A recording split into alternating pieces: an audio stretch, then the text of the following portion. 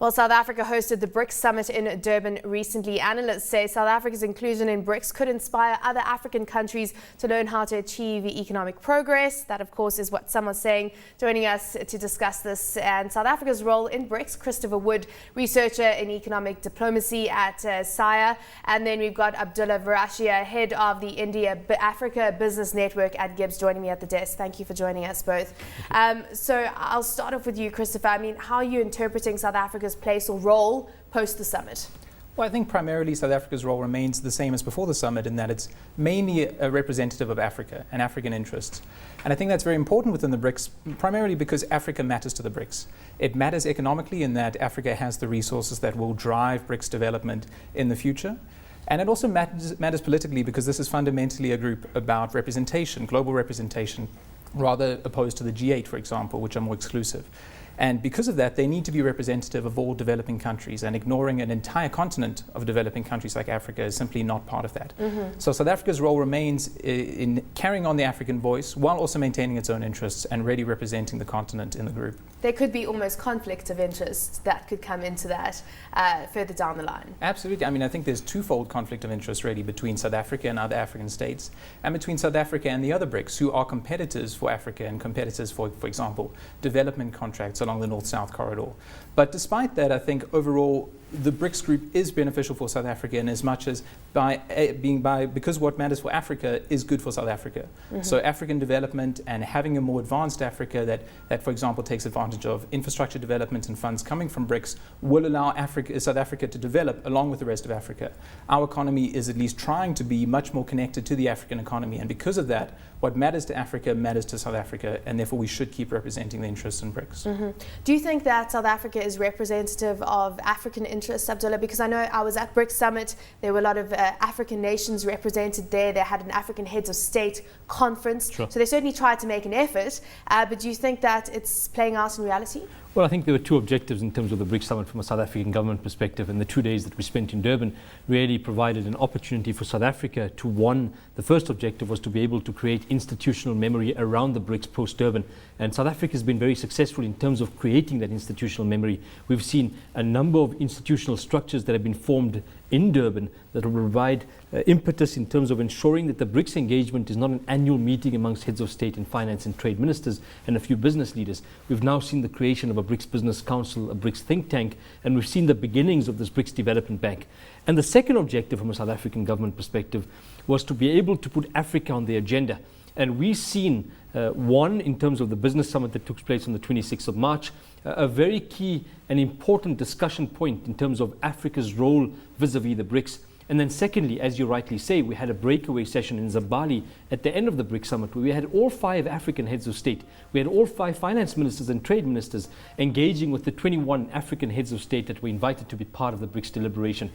Secondly, one of the key outcomes from this BRICS Summit was a co-financing agreement amongst the 5 development banks from the 5 BRICS countries towards co-financing for infrastructure projects, specifically in Africa, and co-financing for energy and environmental projects, specifically in Africa as well. So Africa has been placed on the agenda, and South Africa was a convenient and very important player in terms of ensuring that Africa is put on the agenda. Certainly those bilateral agreements were coming through fast during the summit, and there were a lot of development banks who were working together on certain deals, a lot of announcements that were made. Were you encouraged by that? Because it's not just about all the BRICS coming together and trying to come up with a cohesive policy, it's also about bilateral trade agreements and bilateral kind of deals that were made.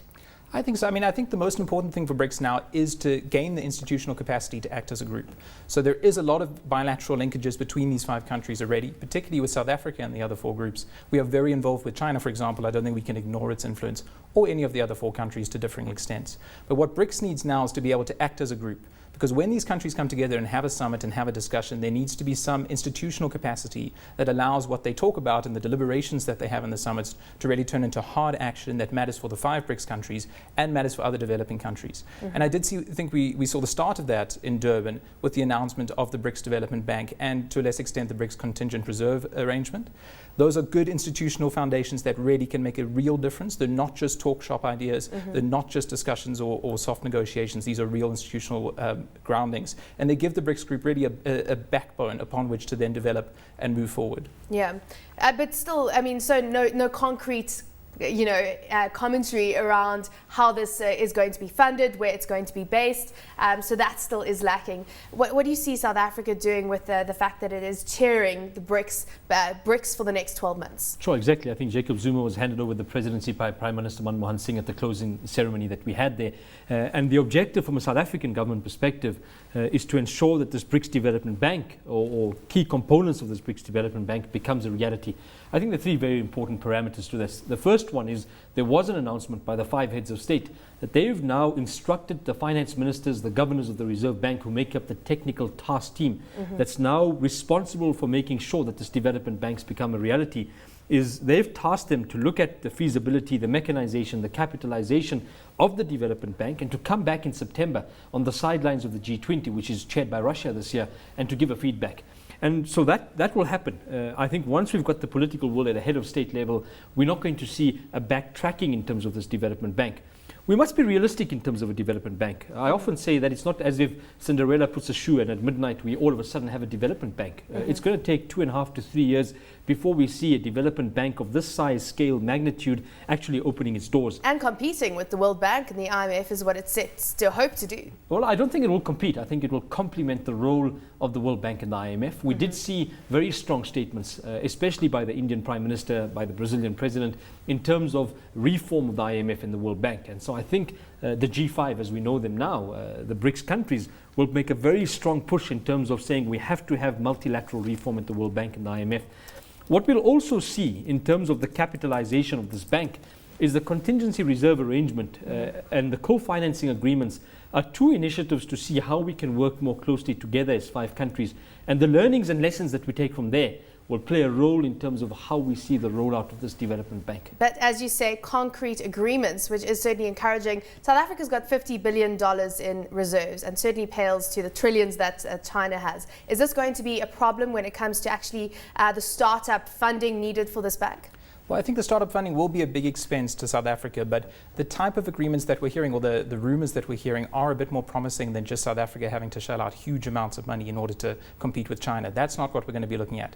What we're more likely to be able to see is that every country will give a certain amount, most likely $10 billion of seed funding as a basic level of capital for the bank. Beyond that, they'll then just raise capital within the markets. And because of this is a great arrangement, because it basically allows you to have some level of equality within the BRICS, which is very important because it shows an important difference between the IMF and World Bank, which the BRICS oppose the decision-making structures within these organizations. Yeah. And it allows to have that level of equality without overburdening the smaller members such as South Africa and Russia. But at the same time, I think we do have to keep in mind that $50 billion isn't that much in the development funding world. That's about as much as the World Bank gave out in 2012 alone. So it does necessarily rely on how much you can raise beyond that and how capital markets respond to that amount. Yeah. Just before we end this off, as the head of Africa, India, the Africa-India network at BRICS, talk to us about the level and interest from Indian investors on the continent right now, because the figure set at $15.3 billion, which has been invested in Africa by Indian companies, by the Indians. Is this increasing? Is it going to catapult? Well, I think there are two things. The one is the very strong relationship that South Africa shares with India. And South Africa and India share a common citizen in Mahatma Gandhi. We share a common colonial past. We share a very strong political relationship between the ANC and the Congress Party from India. And that's resulted in significant investment by India into South Africa specifically. We now see 109 Indian companies of substance doing business here in South Africa. And we've already reached a total bilateral trade target of $10 billion that was put in place by the 2 heads of state. And so the South Africa-India relationship has been very important in terms of the relationship with Africa. Today, total bilateral trade between India and Africa has already reached $64 billion.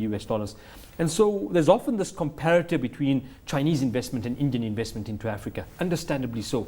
I think Chinese investment is much larger. But when we look at the basket of Indian investment into Africa, it's diversified in nature. And so we've got a large number of banks, insurance companies, retail companies, mining, agriculture players, pharmaceutical companies from India who've invested quite significantly in Africa. And as you say, $15.4 billion in actual investment, foreign direct investment into Africa is sizable and significant. what we're going to see in the next 5 years is we're going to see a new wave, and what I call the second wave of Indian investment coming into Africa. And I'm doing a lot of work for a number of smaller Indian companies coming into Africa, and we'll see that second wave coming through.